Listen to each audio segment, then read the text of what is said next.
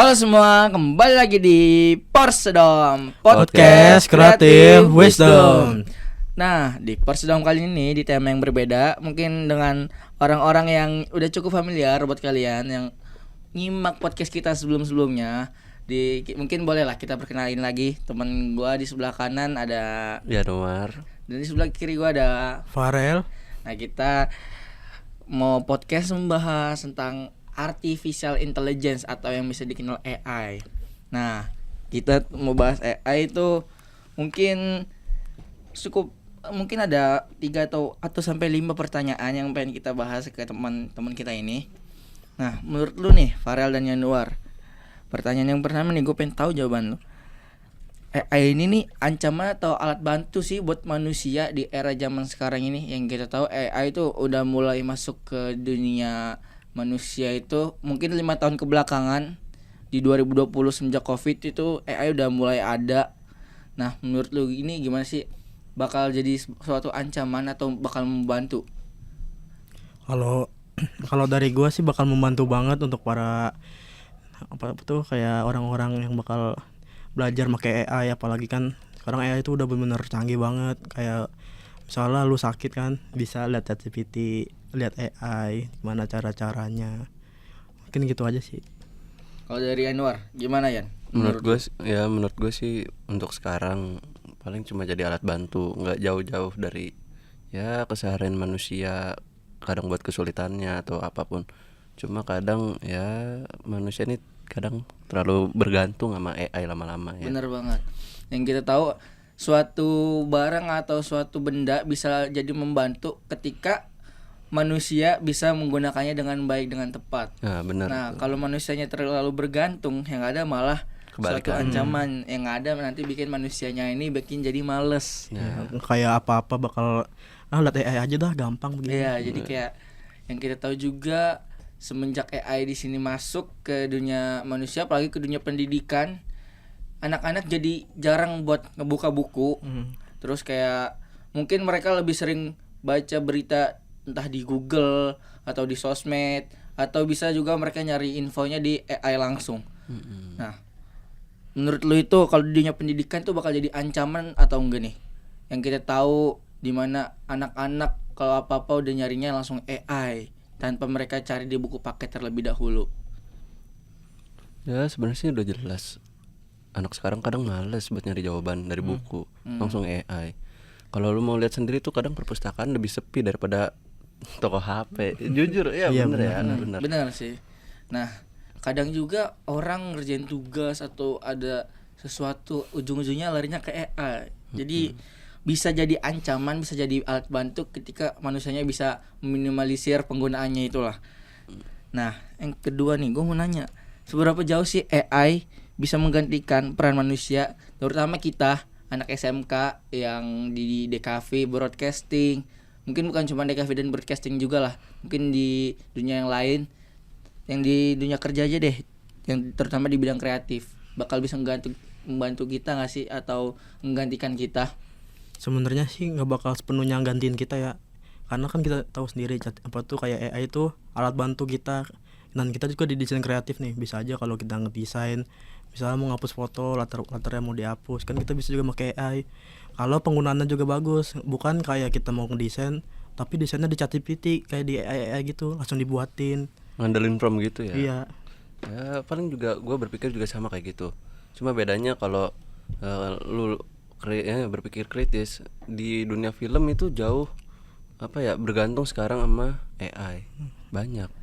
Dan yang kita tahu juga bahkan konten-konten edukasi di sosmed, entah di TikTok, YouTube atau Instagram atau Facebook, itu juga udah mulai banyak konten edukasi yang menggunakan AI. Jadi kayak beberapa manusia ini udah mulai males buat bikin konten edukasi secara manual yang nampilin mukanya dia atau pakai animasi. Jadi kebanyakan orang udah mulai pakai AI kan. Nah, menurut gua ya sebagai host di sini, AI bisa jadi pembantu kita ketika kita nggak berlebihan menggunakannya. Tapi ketika kita berlebihan pakai AI ini, ya bisa jadi AI bisa ganti kita nanti di dunia pekerjaan, apalagi di bidang kreatif kan. Ya jelas itu. Yang kita tahu juga AI semakin lama semakin canggih. Sekarang udah bisa bikin video berbentuk manusia. Jujur nih, kalian kadang ketipu nggak mana video AI sama video asli? Wah itu mah bener ketipu banget sih. Kayak bocah dikasih tontonan gitu loh. Kayak tuh aneh banget gitu tiba-tiba bisa terbang nggak jelas. Yang gue juga kadang suka ketipu sih sama konten-konten, entah itu konten hoax atau real. Kayak wah ini kalau konten ini masih curiga nih semenjak ada AI ini, kayak kita tuh kurang percaya sama suatu video kan. Iya, jadi waspada banget ya. Kayak kejadian sesuatu terus dibikin video. Nah ini kita kadang lihat baca komennya ada yang real apa AI gitu kan. Makanya kayak kita sebagai di bidang kreatif terutama juga harus pintar-pintar lah menggunakan AI ini. Terus lanjut ke pertanyaan ketiga. Menurut lu berdua, pandangan lu tentang AI di dunia untuk 5 sampai 10 tahun ke depan, menurut lu gimana sih? Menurut gua buat 5 atau 10 tahun ke depan paling udah jelas AI-nya makin canggih, udah pasti. Terus makin mudah diakses juga udah pasti. Cuma mungkin ya pintar-pintar aja kita ngebaca berita atau nyari informasi tentang AI-nya. Jangan sampai ketipu lagi. Kalau dari Farel? Sama juga kayak Yanur sih, AI juga bakal makin canggih banget. Dan juga yang harus diperhatikan tuh ada penggunanya tuh harus benar pintar, karena kita harus memanfaatkan teknologi yang bakal berkembang lagi. Kayak AI yang bakal 10 tahun ke depan mungkin akan lebih canggih banget. Oh iya, AI itu sekarang kan udah bisa bikin foto, video, bahkan udah bisa ngedesain ya, yang bisa dibilang ngebantu lah buat kita di dunia kreatif. Nah, AI ini kan kalau dilihat 5-10 tahun ke depan kayaknya tuh bukan cuman ngebantu kita ngedesain atau ngebantu kita bikin video. Kayaknya AI udah bisa jadi asisten rumah tangga yang kita tahu sekarang. Kayak udah banyak lah alat-alat pembantu rumah tangga yang terbuat dari Android. Jatuhnya robot juga sih AI itu. Nah, gue juga main game namanya Detroit Become Human. Itu game tentang Android, di mana Android di 2027 ini bakal ngegantiin bener-bener peran manusia, bahkan pekerjaan manusia bakal hilang sebenarnya digantikan sama AI. Yang kita tahu ART itu kan mungkin ibu rumah tangga, kayak perannya bersihin rumah kayak nyapu, ngepel gitu-gitu. Nah, di game ini di Detroit Become Human ini yang gue lihat sepenuhnya AI yang bakal ngerjain, entah itu nganter barang, terus bersihin rumah. Bahkan di tahun segitu kayaknya bakalan ada manusia yang nikah dengan AI. Waduh, bisa gitu. Tapi kalau lo mau tahu juga di Cina itu beneran AI itu udah ngebantu di dunia kedokteran. Mulai dari mereka milih obat, terus mereka ngebantu pasien. Itu juga itu benar-benar ada. Dan itu menurut gua realistis 5 tahun ke depan beneran terjadi, ngebantu manusia. Buat kalau dibilang ngegantiin sih iya enggak iya juga sih. Ya mungkin untuk di Indonesia untuk 5 atau 10 tahun ke depan kita nggak tahu ya bakal bisa menggantikan kayak peran ART atau tukang antar paket. Yang kita tahu kalau di game Detroit Become Human itu di 2077 itu benar-benar 100% digantikan oleh AI. Bahkan sapam security aja itu digantikan sama AI. Semoga aja AI di Indonesia nggak disalahgunain lah, yang nggak ngurangin pekerjaan untuk manusia. Nah, pertanyaan keempat nih, seberapa penting sih kita belajar AI untuk sekolah atau kuliah? Nah, kita kan tadi udah bahas berapa bakal ngegantiin gak sih AI di bidang kreatif di pekerja. Nah, sekarang kita kan yang masih kuliah, masih sekolah juga. Penting gak sih buat kita buat ngebelajarin AI sejak SMK, sejak SD lah, sejak kecil, sejak sekolah atau kuliah? Agak resiko sih kalau naruh begituan mah. Takutnya SD ini kan bocah masih belum pada mikir tentang apapun ya. Cuma kadang ya gambling sih jatuhnya kalau kayak gitu. Kalau dari SD takutnya dia tuh kebawa banget AI-nya sampai gede nanti. Ya, jadi itu tuh jarang mikirnya tuh jarang gitu. Takutnya terlalu bergantung yang dimana otaknya bakal kurang keasah ya. Iya. Kalau kayak gini mah jatuhnya juga kayak kita ngelihat internet pada waktu awal-awal rilis tuh, awal penggunaannya kan mereka juga pada takut sama internet. Nah, ini juga pasti berlaku kayak gini juga. Pokoknya kita pintar-pintar aja dah sama AI. Nah, gue juga dapat ilmu dapat nasihat lah dari temennya abang gue. kita ini di bidang kreatif ini nggak bakal bisa digantikan oleh AI katanya dia. Yang penting kita bisa mengimbangi si AI ini.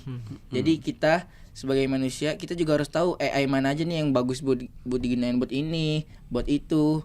Kayak misalkan kan sekarang udah ada ya AI buat mempersamai bahasa teks AI sama teks manusia. Ya, ada. Nah, kita sebagai manusia juga jangan kudet lah. Kita jangan nyoba satu AI doang. Kadang bisa AI dipakai manusia itu yang di Indonesia biasanya ChatGPT, Meta AI, Gemini. Nah, kan masih banyak tuh AI yang lain yang bisa kita gunain. Iya. Nah, kita sebagai manusia juga harus explore lah AI apa aja yang bagus. Jadi itu sih supaya peran manusia ini nggak bisa digantikan 100% oleh AI. Iya. Menurut lu berdua tuh gimana? Setuju nggak dengan kata-kata itu? Gue setuju banget. Tapi kadang lu lihat dah di TikTok sekarang nih banyak promosi AI, itu Cici, tahu kan? Nah, itu berarti kan kita disuruh bergantungan sama AI jatuhnya ya kan? Apa-apa AI. Kalau di Farel gimana Rel? Pendapat lu tentang yang dibilang tadi kayak manusia gak bakal seperti digantikan oleh AI asal manusianya bisa pinter nyari AI-nya atau bisa bersaing dengan AI-nya gitu loh. Ya itu pasti gue setuju banget. Apalagi kan sekarang juga jurusan kuliah juga ada jurusan AI sekarang ya. Nah iya benar. Nah itu kita tuh benar-benar harus ya penggunanya lah, karena udah apa tuh teknologi udah canggih tapi penggunanya tuh nggak bisa make, jadinya memakai ancaman dia sendiri. Ya sama kayak senjata sih ya. Kalau kita bisa gunain dengan baik bisa jadi senjata apa? Ya udah. Kalau kita nggak bisa gunain dengan baik bisa jadi senjata makan tuan. Iya. Nah lanjut ke pertanyaan terakhir. Gimana sih pengaruh AI terhadap cara kita berpikir untuk mengambil keputusan di kehidupan sehari-hari? Nah, ya kan nggak sedikit orang yang kadang dia ragu buat ngambil keputusan. Jadi si orang ini nanya ke AI buat ngambil, misalkan nih, contoh gue mau beli barang, terus gue nanya ke AI gue mau beli barang ini. Kira-kira gimana menurut AI ini? Menurut lu gimana tentang AI terhadap kehidupan kita buat ngambil keputusan di kehidupan sehari-hari? Balik di awal sih menurut gua ya penggunaan AI terlalu banyak, kadang juga apa-apa AI. Menurut gua nih solusi yang paling benar itu orang baca buku biar bisa berpikir kritis. Kadang kalau orang terlalu bergantung sama AI juga lama-lama jadi bodoh. Kalau dari Farel gimana Rel?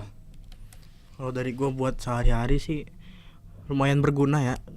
Kalau misalnya mau beli ini kita bisa mempertimbangkan dulu dengan AI-nya. Tapi kalau emang kita apa-apa AI itu enggak banget sih. Nah, yang kita tahu juga AI itu gimana ya? Aduh. Gue juga jujur kadang kalau emang gue lagi bingung banget kalau nggak ada tempat untuk buat minta saran, gue juga kadang minta saran sama AI sih. Kayak gue nanya ke AI, barang ini gimana atau perlu nggak buat dibeli. Terus kadang AI juga ngasih saran kalau emang kamu butuh banget kamu bisa beli, cari harga lebih murah atau bisa beli barang yang bekas. Nah, menurut gua AI itu lumayan berpengaruh di kehidupan sehari-hari, tapi kita sebagai manusia juga jangan 100% lah terpaku sama jawaban atau pendapat dari AI. Yang kita juga udah dikasih otak kan sama Tuhan untuk berpikir, untuk ngambil keputusan. Iya. Jadi mungkin segitu aja podcast dari kita bertiga tentang pembahasan tentang artificial intelligence atau AI di zaman sekarang, khususnya di Indonesia atau di dunia global. Semoga podcast kali ini bisa berguna buat kalian. Kalau ada salah buat kita, kurang lebihnya kita mohon maaf. Selanjutnya podcast apa lagi? Kalian bisa like, komen di bio. Jangan lupa like, share, komen dan subscribe. See you.